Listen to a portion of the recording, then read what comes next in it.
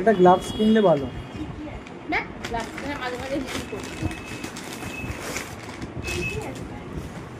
Water fighter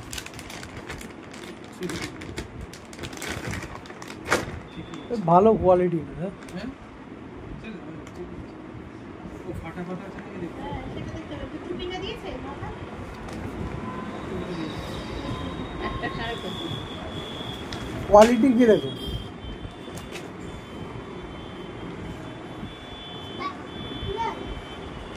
ঠিক আছে। Pant pant এখন কত দাম নিয়েছে? 550।